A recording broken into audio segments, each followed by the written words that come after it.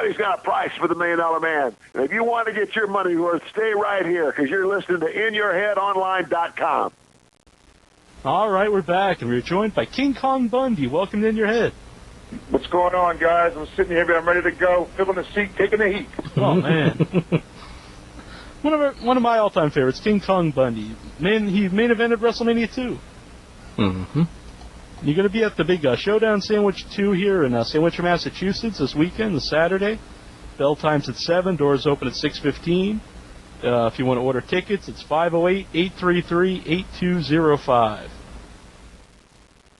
Have you ever wrestled on Cape Cod before? Oh, sure, many times, yeah. I guess back, they used to have the Cape Cod Coliseum. Yeah. One time, Vince McMahon called and said, you want to go to Cape Cod? I thought you invited me out to the summer place. Turns out somebody didn't show up at the show. I had to go in there and fill in. No. So I was getting invited to his mansion, No, you've got to work. Yeah. You're going to be wrestling the winner of the big battle royal. It's going to be a 15-man, all super Got a bunch heavyweights. of young punks having a battle royal. They're going to take their one shot at greatness, and they think they're going to beat King Kong Bundy. Let me tell you something, Jack, in 1 inch. That ain't going to happen. This punk's going to get down. He's going to get an avalanche. He's going to get a 5 count right in front of all my thousands and thousands of Bundaholics. And if you tell me I stole that from Jericho, I was saying Bundaholics 20 years ago. Jericho stole that from me, and if I ever see that little punk, I'm going to bury him. Have you wrestled the word out. Have you ever wrestled Y2J? What? Have you ever wrestled Y2J? Y2J? Yeah, Chris Jericho. Oh, no, please. He's too small. The dump this morning bigger than Chris Jericho. I wrestled Hulk Hogan, Andre the Giant, The Undertaker, Kevin Nash, people like that. Mm-hmm. Y2J. You'd have to go for the 10 count on that one. Yeah, just to make it fair. 17 count. We got a caller here. Who is this? Hey, it's Jason. Hey, Jason, you're on there with King Kong Bundy. You got a question? That I do. Mr. Bundy, I was wondering if you could maybe tell a story or two from when you were in WCCW. Oh, from World Class? Yeah. Oh, God. What is this, a G-rated, R-rated show? You can say anything you want here.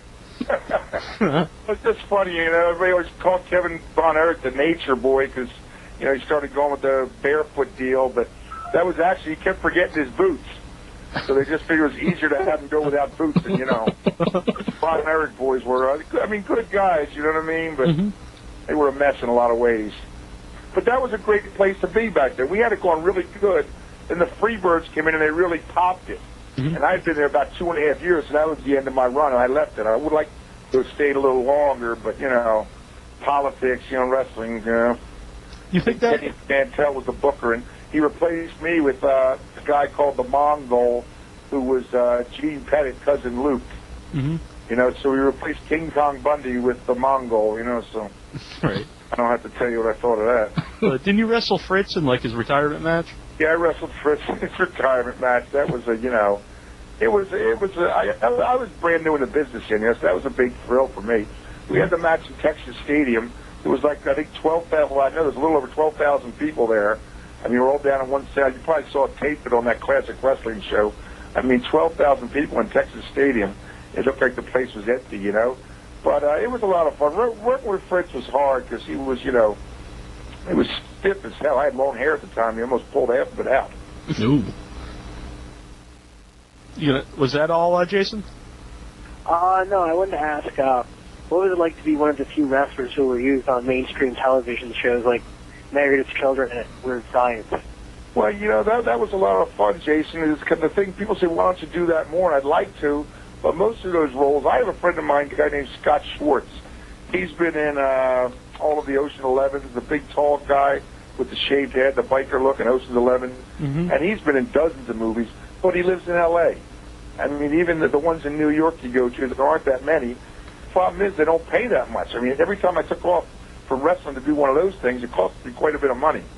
So it's something I should have done after I got done wrestling full-time for Vince, but, like I said, I really believe to make it in that business, you have to live in L.A., and that's something I wasn't prepared. Thanks for calling in, Jason. Yep, thank you very much. Let's go back to World Class quick. Do you think that really helped, like, evolutionize the business? Because it was, like, the first place to use a lot of music and a lot of, like, young, fast guys. You know, maybe it's the old timer. I mean, I think there's too much music right now. Every match has music and pyrotechnics and all. You know, nothing special anymore. Mm-hmm. To me, there's too much music. I always go to a show and they say, "What's your music?" I say, "I don't have any music." You know, go for that no BS entrance. But I guess it did revolutionize in a way. I'm not sure. I don't know. I'm not really happy with the state of the business. You know, I didn't say much when it was going great guns with The Rock and Stone Cold, but now I think business is down, and it's just it's the problem is, I mean, they got great talent. The guys are absolutely fantastic, but they see the same guys too much, in my opinion. Yeah, I mean, Shawn Michaels, The Undertaker, as good as they are, they've been there too long because there's no place else to go. Mm-hmm. Especially now there's not a competing company, you know. It's just, I believe it's really hurt the business. Yeah, I think they get burned out too quick because you see them every week, and they can't like go to WCW to freshen up and then come back or anything like that. Yeah. We get a call here. Who is this? This is the Fleet. Oh, you're on with Bundy. You got a question? Sweet. Just want to say first, it's an honor to be on with King Kong Bundy. Most cool. Thank you, sir. You're very kind. Thank you. I just wanted to know if you had any memories of, like, working as a baby face against the Road Warriors. That was I was very apprehensive about that because I thought, you know, I'd never been a baby face before, and people said to me, you know, basically just be the same. And it actually worked out very well. We wrestled down in Atlanta. We'd go out up every other week. We'd go up to Columbus, Ohio, and go through Ohio and Michigan. And we actually set a lot of the records up there with that little run. It was tag team matches, me and different guys against the Road Warriors. We did very well with that. They were the kind of guys, they could make anybody a baby face, and it really helps because they had the kind of heat that was just, you know, it just made it very easy. And they were very easy to work with. They were good with me. Oh, good, good. All right, thanks a lot. Well, thanks for calling in, man. Okay, I'll see him on Saturday. There. Ooh. Yeah, everybody let everybody know again. So it'll be Showdown Sandwich is Saturday at Sandwich High School. You got a question, Incher? Extreme Falls from the message board. He wants to know, who do you feel was the better manager, the $1 Million Man or Bobby Heenan? I felt Heenan. I think Teddy was, you know, he's a good manager, but he just, Bobby was great. I mean, Bobby was something special. To me, the best manager ever. He had the quickest wit, and Teddy didn't cut a great promo. I really didn't think Teddy should have been a manager, to tell you the truth, but, you know, that's Vince McMahon's creation, the $1 Million Man, so I guess you wanted to keep him around. Mm-hmm. I thought definitely Bobby was better. What do you guys think? Who was better? Oh, definitely Bobby Heenan. Yeah, to me, I agree. That's my favorite manager of all time. Not even close, I don't think. I just saw Bobby in February, and I'm sorry, back in December in Milwaukee. He really looked great. He's recovered from his cancer, and he's just enjoying life. He's a good man. Yeah, we had him on the show, and he still got the quick wit. Yeah. Oh, yeah. Bobby's not quick, guys. He's sudden. Yeah. Mm-hmm. So it's beyond quick. It's sudden. Speaking of Bobby, you know, the guy used to do a lot of commentating with Grill Monsoon. He used to call you the Walking Condominium. Yeah. What did you think of that nickname? It was all right. You know, I mean, I guess it was pretty good for months. You know what I mean? Never really thought much about it, to tell you the truth. I always liked Gino, you know, Robert Morella, but I guess it was pretty good, actually. Yeah. You always used to say, I know he weighs over, they say he's 447, but he's got to be over 500. He's 500 pounds if he's an ounce. Every time I saw myself in a match he ever did, he would always say that, which was good, you know, that's what he wanted. Yeah, I think you remember all stuff. He used to, pretty much anybody he would say was right around the 300-pound mark. Yeah, he was always putting guys, you know, bumping that weight up a little bit. Was there anybody in particular that you liked the best to commentate your matches? Think like they added the most? Really, because I never really heard them that much. You know what I mean? I never really watched a lot. You know, like some guys would, you know, watch their match and, you know, over and over again. I was never one of those guys. You know, it wasn't really. Let's be honest, fellas, wasn't really that much to see. You know what I mean? Someone here in our chat room, Rick Root's Mustache, he wants to know if you ever wrestled with Bruiser Brody. Yes. Yeah, I wrestled. Actually, how I wound up in Dallas in World Class, I was working in Tennessee for Blackjack Mulligan. and they sent me to Atlanta, which at the time had that national television. And I went over with somebody on TV that afternoon because I was going to the Omni that night, which is the big building in Atlanta. That's before you guys' time. I was going to put Bruiser Brody over that night, so they had me beat somebody on the TV that afternoon, and that's where Gary Hart, the booker in Dallas, WCCW, saw me, and he brought me in from there. But yeah, I worked on several tours with him in Japan. Mm-hmm. He was a great guy, Frank Goodis. He helped me out a lot in the beginning. He was a very good guy. Strange guy, but a good guy. Mm-hmm. Who did the better knee drop? The better knee drop? Who as opposed to who? You both did the King Kong knee drop, didn't you? Yeah, I did a knee drop. Nobody's better than mine. You didn't even feel it. Well, that makes it the best, right? I mean, it actually devastated you. It would break ribs, you know what I mean? Mm-hmm. Who am I trying to kid these days in the business, That's true. Yeah. It's sad, isn't it? Was that hard to deal with at any time? When people, I guess know like what kayfabe means and all the babyface and heel. The big thing back in the day with the old timers, you'd be sitting there right next to each other going over your match, and somebody would walk in and they'd yell kayfabe. What are you supposed to do? Run across the room, wait for each other? It's just, the problem was nobody belongs back in the locker room. And that's one thing I did like about the WWF. Nobody gets back in the locker room that isn't supposed to be there. Mm-hmm. And that's the way it should be. Nowadays, from the independents, guys, it's almost like they run the fans through the dressing room to get into the show. Mm-hmm. We got another caller here. Who is this? This is Stex-On. How you doing, Jack? Hey, doing good. You're on air with King Kong Bundy. You got a question? Yes, I have one question for King Kong Bundy. What is your thoughts on Special Delivery Jones? SD, I actually carried him that night to go to 9 seconds in Madison Square Garden, WrestleMania 1. He always liked to complain about that, and he'd, crow about how he got more money than me, and he hated doing it. He didn't do it as good as he could, so I lost a lot of respect for him that night, to tell you the truth. Because, really, who was he in the business, Oh, yeah. Yeah. He's very, people remember him because, I think probably because he did the 9-second match to King Kong Bundy at WrestleMania 1. It's the highlight of his career, I think. Mm-hmm. The person I had my first match in the WWF my first house show. I was working TV, and one night, Gorilla Monsoon, I'll never forget this as long as I live, called. He said, "I need you in Baltimore tonight." Now, that old Baltimore Civic Arena was like one of those buildings with a lot of height to it, and you could barely see the top seats. It was filled back then, just about every month. And S.T. Jones, he was playing cards, and it was time for our match, and it was like, "Come on, S.T., you got to go to the ring." And he's just like trying to finish the last hand, and I couldn't believe it, how cool he was. I thought, this is unbelievable. Then once I got into the business, I realized that's the way it was for people like that had been doing it for, he'd probably been doing it 15 years already by then, Mm-hmm. Just like, walking into whatever job you have. But I'm nervous as hell my first match. And actually, it was good. The place was filled, and it was exciting. It was an exciting time back then. To be working in the WWF, within 6 months of being in the business, working in a house show was something, it was a big thrill. Mm-hmm. Did you think the WrestleManias would take off like they did? Oh, yeah, I figured once they got started and you saw number one win, I figured, I thought over the years maybe the proliferation, if that's the right word, of pay-per-views would maybe hurt it a little bit, and I still think it has. It's not as big as it was. When you have a pay-per-view every month, how can it be? Mm-hmm. I wish they'd kept it like 3 or 4 a year. The 4 main ones, I wish they'd kept it out. But that's the thing now. It's not a house show business. It's a pay-per-view business now, Mm-hmm. Did you have any other questions? That's all. Okay, thanks for calling in. All right, thanks, Jack. Yeah. WrestleMania 2, did you think that was a good idea to have it split into like 3 locations? Yeah, I didn't really think about it. It seemed fine to me. It was all right. It was, I never even thought about that aspect of it. Come on, me and Hulk were the main event. Nobody's going to consider that Battle Royal or Mr. T and Roddy Piper in the boxing match. We were the main event, Mm-hmm. But, yeah, it was fine.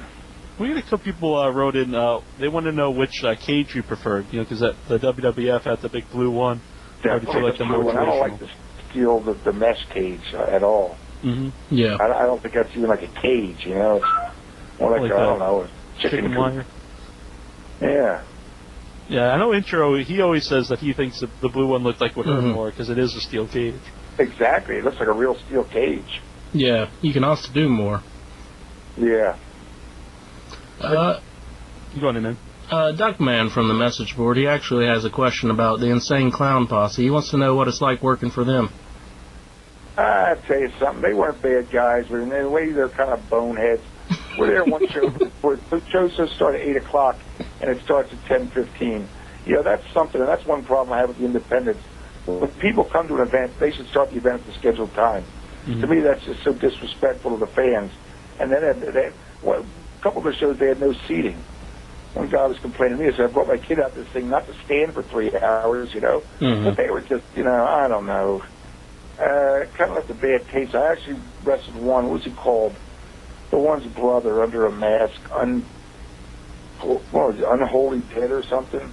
Mm-hmm. I just know the two main guys, like Shaggy Tito. The kid said I heard him, and I didn't mind he said that, but he said it was intentionally. And I mean, if I accidentally hurt the guy, that's what it was, an accident. But then after that, they called me back for a few more things, and I guess they weren't still mad about it. But to me, they had no business being there because one of them got hurt, the little one Shaggy, that night, and then it was a big deal, and they're getting out of the business, and I don't know. It's just to me some goose. Are they still big in rap, those guys? I think they're kind of, they have like a cult following. I think they'll always have that. Yeah, but they weren't bad guys. They were all right. Mm-hmm. Do you find that a problem though, like on the independents, like maybe guys that really haven't trained to be professional wrestlers? Oh my God, yeah. I mean, yes. And you say to a guy, you know, how long you been working? 10 years. Yeah, he doesn't say once every other month for 10 years, you know. Right. Mm-hmm. Some guys, maybe it's just too, they're nervous too. But they're just, you know, I mean, they can't remember the simplest thing. Mm-hmm. It concerns you, you know. Does anybody ever ask you for, like, advice? Not really. Most of them know everything, you know. You can't give them any advice. Like promoters running the show, they would never ask for advice because they have a set way they want to do things, and it doesn't matter how stupid it is. That's just the way they're going to do it, you know. Right. You got another caller here. Who is this? This is a Goosey, guys. I have a question, a couple questions for King Kong. I just wanted to get his thoughts on the whole Bill Watts 5-count gimmick back in Mid-South. You know, I really like that. That was something Bill did me a real solid there. I wasn't crazy about Bill Watts as a guy. He was kind of a bonehead, you know. But that was a good idea, and I was glad he gave that to me. He thought of that for me. But I say he ran a great promotion. I don't know if you ever followed it all back then, but I mean, he used to do great. He used to have the Superdome 4 times a year, and I mean, we used to go double shots on Saturday and Sunday. Bill Watts really ran a good show. Yeah, the old Mid-South, it still holds up too if you watch it. You know, watch it all day. It's stuff that made sense. I mean, as far as the wrestling business goes, unlike so many of the promotions out there. What was the other question, Goosey? I wanted to get his thoughts on Mr. Fuji. Oh, Mr. Fuji. Mr. Fuji's a great guy. One of the biggest practical jokers of all time. I'm always glad I never got on his side to do things. I remember one time he gave Danny Spivey a hot foot. Remember that old show they had, TNT? That like a talk show format? Yeah. He lays this piece of tape over his boot and lights both ends, and the flames lapping away at his boot. And I swear, it's almost like Spivey knew what was happening because he looked up, he was asleep, and he just like, as cool as could be. I mean, a lot of guys would have jumped up and started dancing around, but he just looks down and shakes it off his foot, and lays his head back, tries to go back to sleep. He was the master. I remember Dick Worley telling me he'd pull up in his yard in the middle of the night and just start yelling and screaming and beating his horn and dump 2 big bags of trash in the middle of his lawn, you know. Crazy Mr. Fuji. Did anyone ever play any good ribs on you? Nah. Or were they too afraid? Silly stuff, you know what I mean? Like taking your cow and playing, give it, no, never anything, you know. Actually, Owen Hart one time, we're in a hotel, and the hotel was being refurbished, you know, so there's the wallpaper was down, there was no carpet in the halls, there was cement, so the manager calls and tells me, you know, for the inconvenience, they're going to buy me lunch, so just call down, order whatever I want. So, you know, I call down, I order a shrimp cocktail, I order like a $40 lunch. And then I tell him that Mr. Wilson, I think he said his name was, Mr. Wilson, the assistant manager, said it would be complimentary. And the girl says, well, there is no Mr. Wilson here. I couldn't turn around. I looked like some kind of cheap son of a bitch. So I wound up getting a $40 lunch with the 2 shrimp cocktails, but it was Owen. Yeah, he was always doing stuff like that.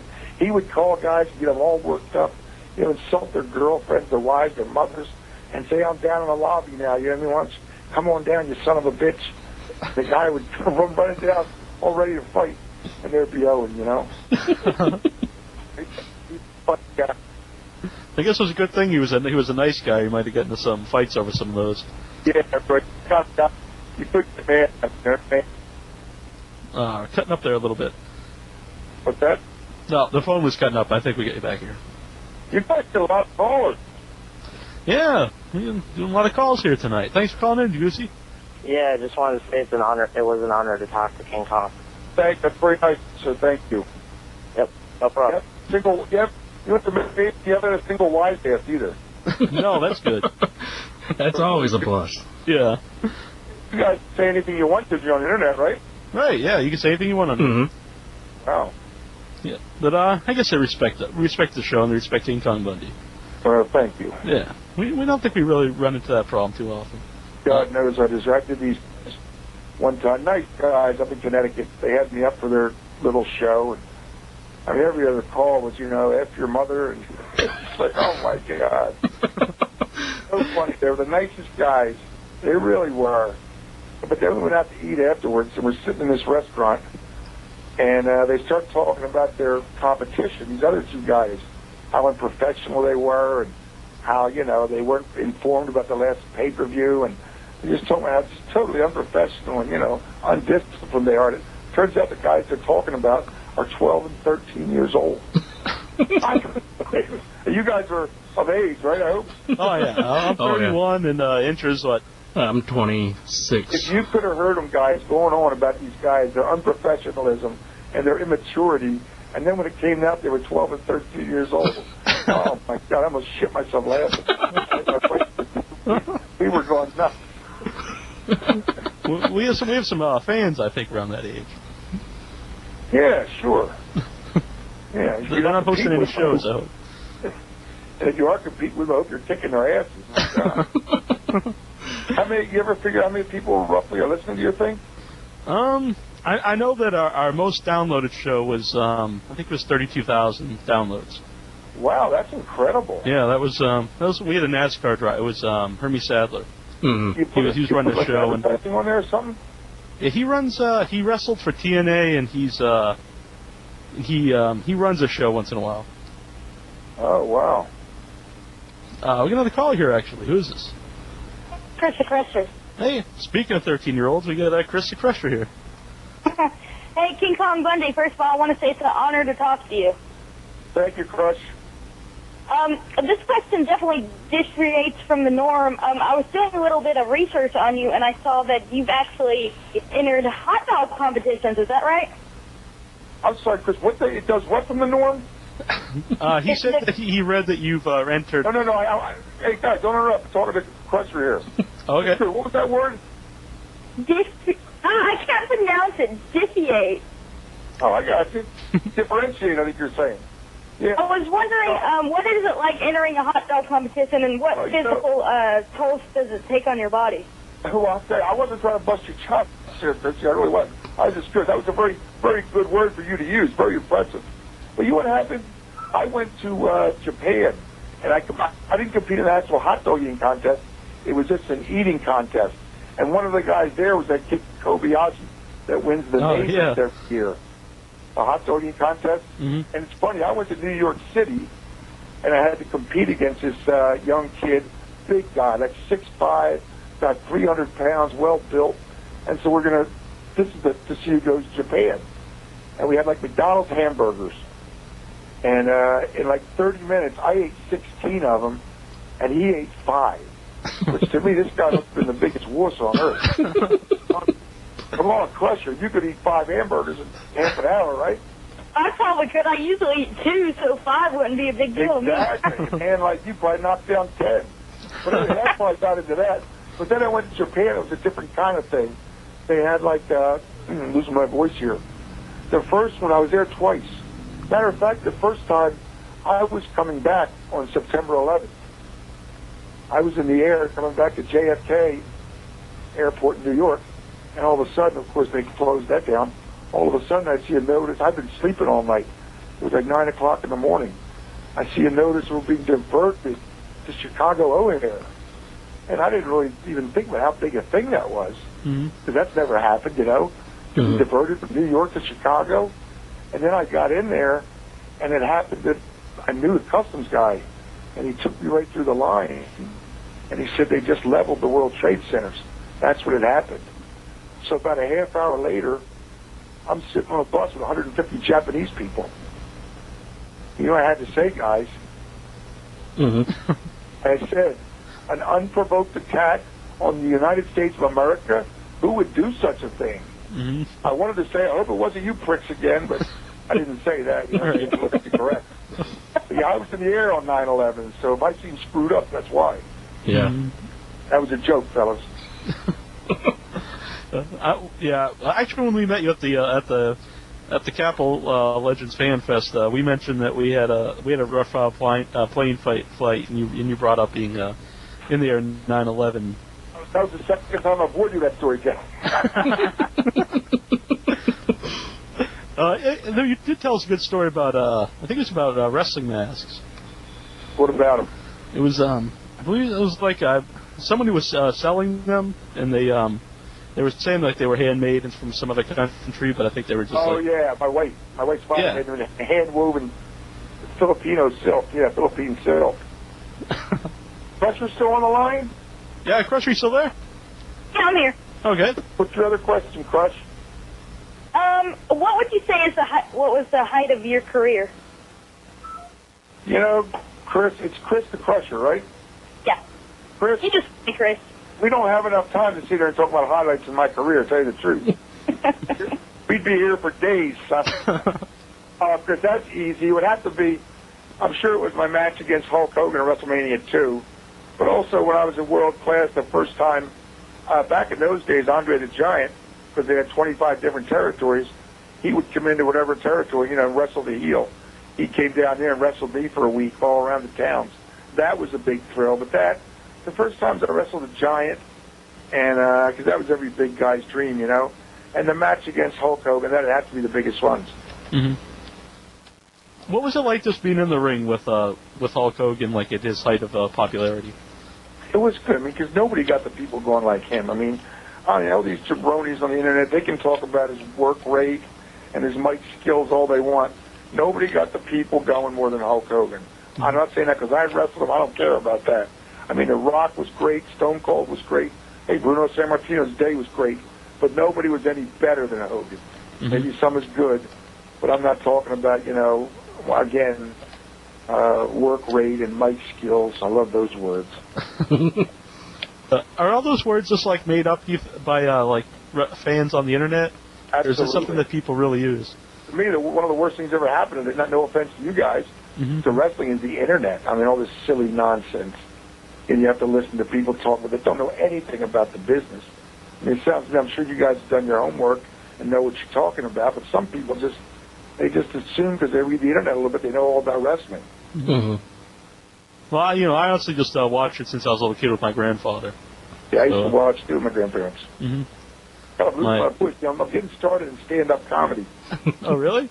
Yeah, I had shows the last 2 nights, and I'll tell you, it's funny. I only did about 20 minutes each show, but you start to lose your voice. Well, no, Johnny Valiant does that. Yeah, Johnny, I heard he's very good, too. We had him on once. Yeah, he's another quick-witted guy. Yeah, he's a good dude. Yeah, Johnny's very quick. You mentioned Andre the Giant. What was it like? Was it hard to wrestle him because he's so big? Yeah, it was hard, yeah. He was, toward the time, I guess the first time was 82 in Dallas, he wasn't feeling as well as he used to. And then when I got to the WWE in mid-80s, Andre had a lot of health problems, and, it was hard for him to move around a lot, And sometimes he could be kind of cranky, to be honest with you. Yeah, Sorry. It was something else. But he never hurt you, I'll tell you that. Never hurt you. And God knows he could have. I'll never forget when I was wrestling with him. I'm not sure what year it was. It was Thanksgiving. With that beep, it's my cell phone. You guys know anything about cell phones? I actually probably one of the few people who don't own a cell phone. Yeah, Really? I had one recently with like 50 minutes a month. And I finally just got a real one with like 1,500 minutes a month. So but the guy says that the first time you get it, you run the battery all the way down. It'll charge up better for next time for your future use. Mm-hmm. You know if that's true or not, huh? Intro, do you know? He's the technical man here. I'm not sure if it's true or not. I haven't heard that before, but it could be. Yeah, it could just be an old wives' tale. A lot of things that you'll find out is just a bunch of wives' tales whenever. Yeah, that's true. Somebody makes it up. Mm-hmm. I was in Hartford, Connecticut, and it was Thanksgiving Day, and I was like a dreary, rainy day. I'm sitting eating my dinner, looking out the window. Nobody was in the dining room for some reason. I guess it's a holiday. Nobody's out at the Holiday Inn. Thanksgiving. I know I'm wrestling a giant that night, and we were wrestling a cage. So I knew that he would be coming off the cage, the top rope of the cage, and doing that thing where he drops his butt on my chest, you know? Let me tell you something. You think Andre the Giant looks big standing next to him? You lay down flat on the ring, let him get up on the third rope, and you see what he looks like. Yeah. 747 coming down on me. It was something else. Do you have any? You got to be wrapping this up. Yeah, I was just going to ask you quick. Did you have any upcoming dates for the, for your stand-up? No, not really. I just kind of like I don't get many schedules. I actually have a date. My next scheduled date, I do a lot of open mic stuff. I'm just starting out. My next scheduled date is next Thursday somewhere, but I don't know where it's at. All right. Well, maybe I'll check back in when I get some dates. Yeah, if you get any upcoming ones, just let us know. And either have you back on, or we'll plug them for you. Then, yeah, we'll go off the air there. Let somebody else carry on. Let me get your number, Jack. All right. Well, thanks for calling in, Chris. Hi, John. Thanks, King Kong. Okay, Chris. All right, and just let everybody know it's Showdown Sandwich is Saturday. Everybody check it out. You can check out the website. It is, let me get the website here quick. It is newworldwrestling.com. And thanks for coming on, King Kong Bundy. God, thanks a lot, Jack. Thank you, 1 inch. Hey, thank you. Hello, everybody. This is Tito Santana, and you're listening to InYourHeadOnline.com. Arriba!